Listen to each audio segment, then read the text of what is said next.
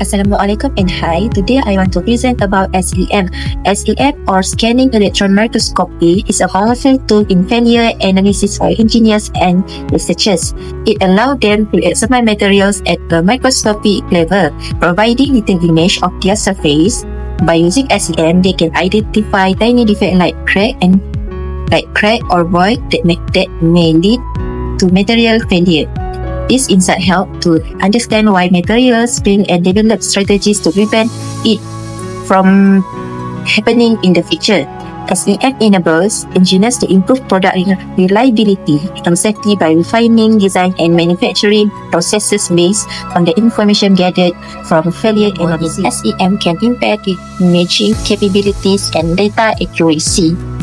Contamination poses a significant issues as dust, oil, or other particles can accumulate on the sample or within the SEM chamber, degrading image quality. Charging is another challenge, especially with insulating samples, as it can be lead to distorted or blurry image due to the accumulation of charge during imaging. Beam damage is a concern as prolonged exposure to the electron beam can cause surface modification or material composition, impacting sample integrity. Additionally, sample preparation issues such as inadequate coating or excessive dehydration can result in poor imaging quality, or vacuum leak can compromise imaging quality and disrupt SEM operation, while instrument drift and detector malfunction can affect imaging stability and data reliability over time. Mitigating this failure mode requires diligent maintenance, proper sample handling techniques, and regular instrument calibration to ensure consistent and reliable SEM performance. Site testing. Site testing reveals materials' ductility and lightness and help determine how it responds to stress. It can indicate problems with low material quality, incorrect heat treatment, or insufficient alloying by demonstrating if the material failed by necking, fracturing, or experience severe plastic deformation. Second, impact testing. It highlights issues like material embrittlement or poor quality and detect material that are brittle, fracture prone. Third, hardness testing. It assists in determining the strength and resistance to wear of the material by identifying problems such as inappropriate heat treatment or soft inclusions. Next, microscopy. It assists in identifying issues such as material fault, production mistake, or environment deterioration by revealing flaws, grain boundaries, and fracture characteristics. Last, non-destructive testing (NDT). By spotting problem early on, it can avert failure by finding hidden weakness like crack and void. For instance, radiography testing can identify concave cavities, while ultrasonic testing can detect interior fault. Initiated a comprehensive inquiry due to unanticipated data correction during quality control testing in a case study of semiconductor memory chip failure analysis. A comprehensive inquiry was initiated due to unanticipated data corruption during quality control testing. Choose the thermoscientific various SEM for its sub-nanometer resolution capabilities, crucial for detecting small flaws in the intricate architecture of semiconductor device. Next, after surface imaging, cross-sectional imaging was performed to examine the chip interior layer, enable the analytical team to study the complex multi-layer design of the semiconductor, utilize the advanced voltage contrast method provided by the various SEM to detect areas with abnormal electrical properties. Next, abnormalities were examined using energy dispersed X-ray spectroscopy (EDS), allow the team to analyze the elemental composition of the damaged areas. EDS analysis revealed contamination by a foreign metal not included in the chip original design.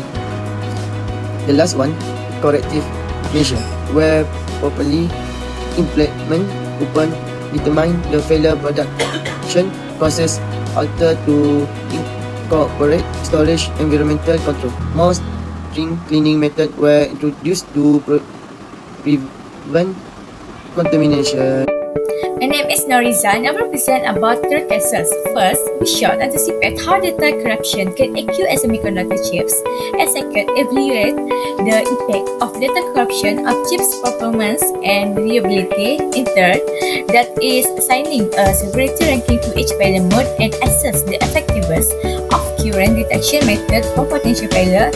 And next, we choose RTN by multiply severity, occurrence, and position of detection.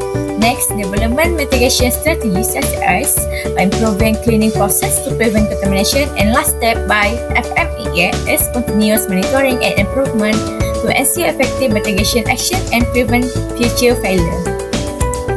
Next is FTA. The desirable event in this case is corruption of data in memory chips in a cluster, while the event analyzed in FTA is data corruption. Major causes include forest metal contamination, fabrication process defect, and environmental factor identified from SEM, voltage control analysis, and NDS inspection. FTA is used to build fault trees with top event and identify root causes. Identify the critical path is also very likely to cause data corruption, such as a combination of contamination and insufficient cleanup. Implement corrective actions such as improving quality control, inspecting raw materials, and improving environmental oversight. Finally, for FTA, PTA support continuous improvement by providing structure insight into the causes of failure improving process. Here is step. Firstly, segregate defecting chips from groups that show data corruption during quality control testing, ensuring that any problematic chips undergo future analysis, saving time and resources. Use a high resolution scanning electron microscope (SEM) to detect a surface defect on the isolation chips. Capture a high resolution image on the chip surface to visually assess any physical irregularities. Perform cross-sectional image to examine the internal layer of the chips and identify areas of potential concern. Then use the SEM voltage contrast method to identify areas with abnormal electrical properties. And then perform energy dispersive X-ray spectroscopy (ADS) to identify forage material for contaminants contributing to the failure. Track contamination source and identify inadequate cleaning process during chips production. And then implement corrective action including process improvement and stricter quality control to prevent future contamination issue. And lastly, comprehensive failure analysis leads to better production producer, resulting in increased yields and reliability on semiconductor memory chip. Based on the result of semiconductor memory chip failure analysis using a high-resolution scanning electron microscope (SEM), several preventive measures can be implemented to improve reliability and perform the following recommendations that include material selection in design modification, process improvement, and quality control. First, material selection. High-quality raw materials. Use a high-quality raw materials to reduce impurities, cost, defect, example, advanced alloy and composite. Besides, design modification is very important, but the way add redundant part is a critical area for better dust dissipation to prevent overheat, which aim to reduce stress concentration and minimize mechanical failure. Implement tighter control over the manufacturing process, such as precise doping level in etching process to reduce variation and defect. Advanced lithography technique can also be used. Quality control enhanced inspection protocol, implement automate testing system for real-time monitoring and defect detection during production FMEA.